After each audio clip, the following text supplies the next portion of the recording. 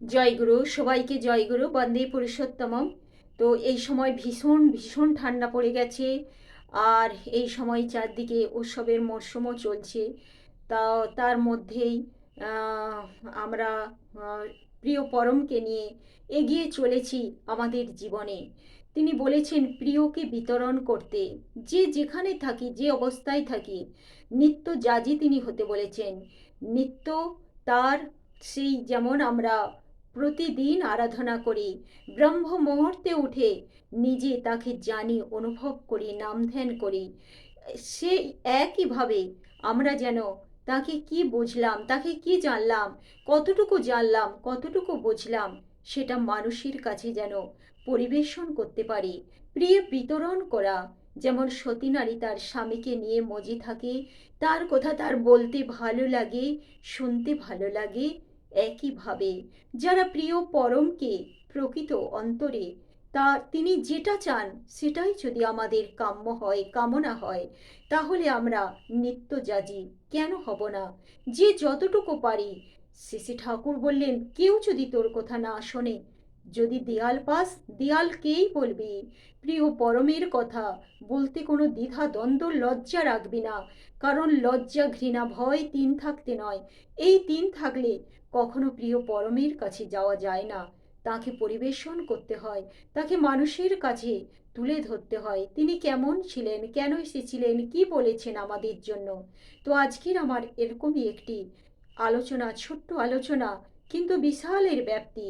এক দাদা শ্রী শ্রী ঠাকুরকে জিজ্ঞাসা করছেন যে ঠাকুর, অনেক এমন পরিস্থিতি আসে, যে পরিস্থিতিতে আমরা বুঝে উঠতে পারি না যেখানে আমার প্রিয় কি চাইছেন, কি করব, কেমনভাবে চলবো, বুঝে উঠতে পারি না।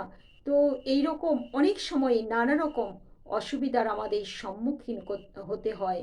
তখন শ্রী শ্রী ঠাকুর বললেন যে এটা না বোঝার কি আছে, এটা তো বোঝাই, এটা তো আসলে যারা প্রিয় পরমের সান্নিধ্যে থাকে তারা কিন্তু উপলব্ধি করে সদা সর্বদা যে তাদের দয়াল প্রিয় পরম এই মুহূর্তে কি চাইছেন। সেই কিন্তু প্রকৃত আমার মা, আমার বাবা, যে মা কিন্তু তার সন্তান সেই মুহূর্তে ছোট্ট শিশু, সে খেতে চাচ্ছে কি, তার পেট ব্যথা কেন করছে, কি কি হয়েছে, মা কি ঘুমাতে চাচ্ছে, কেন কান্না করছে, সব অনুভব করতে পারে মা। তেমনি আমরা যদি আমাদের হৃদয় দিয়ে প্রিয় পরমকে অনুভব করি, তাহলে আমরাও তো বোঝা উচিত। তো শ্রী শ্রী ঠাকুর এখানে যে কথাটা বললেন, আমি সেটাই তুলে ধরার চেষ্টা করছি। তিনি বললেন যে তোদের পরমপিতা জীবন স্বরূপ, মঙ্গল স্বরূপ, তিনি চান সবাই, সবার মধ্যে সেই ব্যপ্ত হয়ে থাকতে। কারণ তিনি কখনো কারো ক্ষতি চান না, অমঙ্গল চান না। তোরাও সেটা দেখবি, তোরা যখন মানুষের সান্নিধ্যে থাকবি, তোরাও চাইবি যাতে সবাই সবার মঙ্গল চায়, মঙ্গল কামনা করে, সবার মঙ্গল হয়, অমঙ্গল যেন তোদের স্পর্শ না করে। আর যেটা তোদের বাঁচা বাড়ার পথে বিঘ্ন, যেটা অবনতির কারণ, যেটা তোদের জীবনের শান্তি সুখ আনন্দ থেকে যেগুলো বঞ্চিত করে, সেগুলিকে দমিয়ে দিয়ে যাতে মানুষের সুখ হয়, ভালো হয়, মঙ্গল হয়, মানুষ যাতে সুস্থ স্বাস্থ্য থাকে, আনন্দে থাকে, তাই তোরা করবি। এটাই তোদের বুঝবি যে তোদের পরম পিতা এটাই চান। আর এইভাবেই তোরা কিন্তু যখন যে পরিস্থিতির মধ্যে থাকিস না কেন, এটাই তোদের বুঝে চলতে হবে। তাহলে দেখবি তোদের কখনো বিপাকে পড়তে হবে না, মানুষকে পাশে পাবি, মানুষকে তোদের হারাতে হবে না। কত নতুন নতুন মানুষ তোদের পাশে থাকবে, জুটে যাবে। তাই এইভাবে তোদের চলা লাগে, কখনো কারো অমঙ্গল চিন্তা করিস না, ক্ষতি করিস না। তো এই হলেন আমার প্রিয় পরম। তিনি আমাদের কখনো কিন্তু কারো সেই বাঁচা বাড়ার পথে বিঘ্ন ঘটায় যে জিনিসগুলি, সেগুলি থেকে তিনি বারবার দূরে সরে থাকতে বলেছেন। তিনি কখনো আমাদের বলেননি যে যতই খারাপ হোক, যে তোর সাথেও শত্রুতা করেছে, বরঞ্চ তিনি শত্রুকে দমিয়ে তাকে মিত্র করে তুলতে বলেছেন।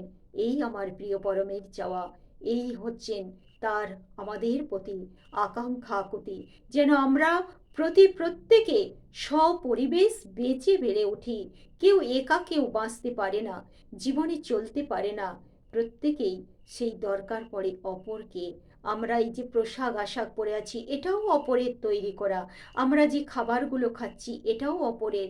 সেই চাল থেকে, ডাল থেকে সব কিছু। তাহলে আমরা পরনির্ভরশীল যদি অপরের ওপর, তাহলে কিসের আমাদের অহংকার, কিসের কি? তাই প্রিয় পরম যেটা চান আমরা সেটাই করব। জয়গুরু, সবাইকে জয়গুরু, বন্দে পুরুষোত্তমম। সবাই খুব খুব ভালো থাকবেন, প্রিয় পরমকে নিয়ে চলবেন। জয়গুরু।